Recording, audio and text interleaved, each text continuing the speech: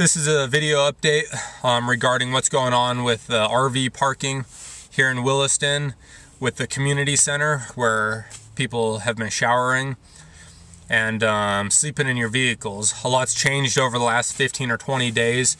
As far as that goes, the city council is really trying to push something through, and I think a lot of the local residents probably also are behind it, trying to push some kind of regulation or legislation, whatever, through to restrict where we can park. It's three separate issues, basically. First, we'll talk about the RV parking, because that probably affects most of you guys the least. Here in Williston, a lot of times, if you have a piece of land or wherever your house is situated, you might have like RV parking on the side or behind it, or if you have a big plot of land, some people have acres and acres. What they're doing is they rent out little spaces.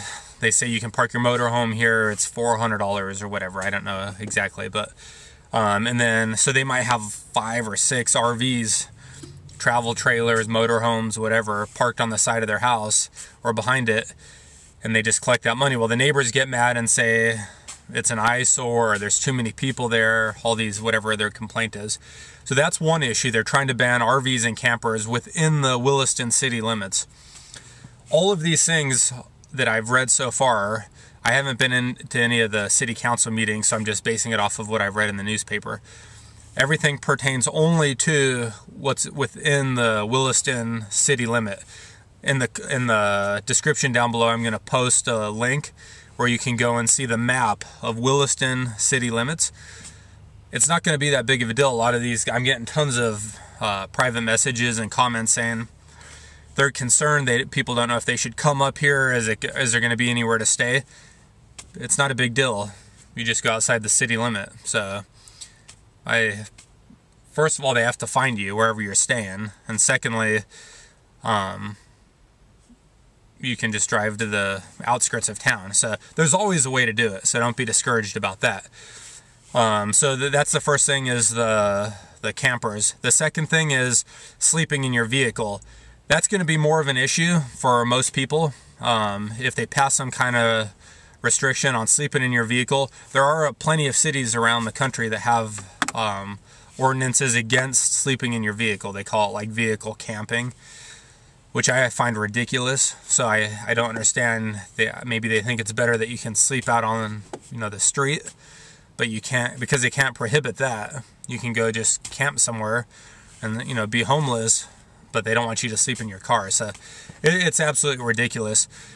The environment up here is pretty hostile. A lot of the locals are mad. Some of their concerns are pretty legit. If you're gonna come up here, don't come up here and be a freaking slob. I mean, you go in the community center and you see the guys, they throw their trash all over, deodorant, toothpaste, absolutely nasty. The same thing they did at the Walmart, and then we wonder why the locals get mad. So, and I guess the term local is kind of vague, because we're all local once we move here, but maybe it's the people that just have put down roots or whatever. But you're coming somewhere, I think we should all be respectful, and no matter what, you shouldn't be a freaking pig. So it's pretty disgusting how a lot of these people live. But so the car, sleeping in your car, they will pass something. All these things are going to get passed, you can guarantee it. So just be ready for it. You're going to have to move around a little bit if you're sleeping in your car. Try to be a little bit stealthy. Park where there's not a lot of traffic or whatever, so kind of blend in with other vehicles. That's why I say if you bring just a regular car, you're going to be a lot better off than if you have a big camper or a big bus or something. So and then the last thing is the showers at the Raymond Community Center. They have already implemented new rules. The showers are only going to be open from 6 a.m. to 2 p.m. every day, unless there's a special event going on. Then they can close it early. I'm also going to put an article down below regarding that with some more of the details from the Williston Herald, so you can read that for yourself. There's still other options. You can shower between 6 a.m. and 2 p.m. Some of the companies that you're going to be working for might have a shower. I don't know if any of the gyms in town have a shower. I'm probably gonna stop working out or stop going to the community center and start working out at Anytime Fitness.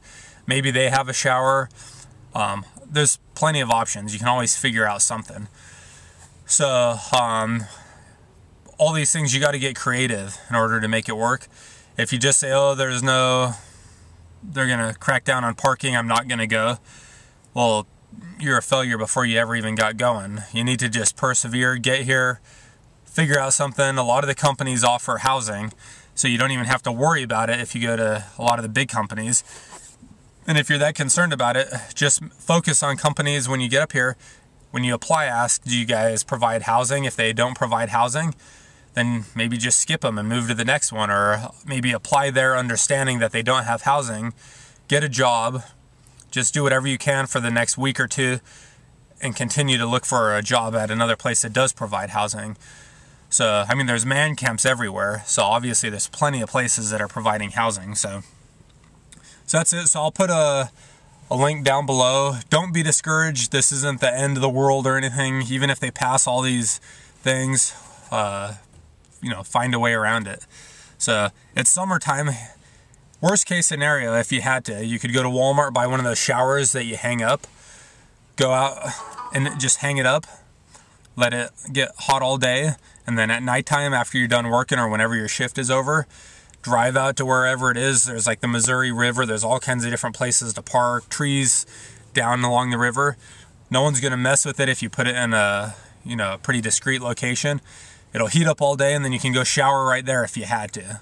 So obviously not the best way to do it, and probably not the best for the environment, but everyone's got to shower, everyone's got to maintain their hygiene. So do what you got to do. If you have a family or whatever, or just yourself, you got to support yourself. So thanks for watching. I'll talk to you guys later. If you have any other questions, let me know.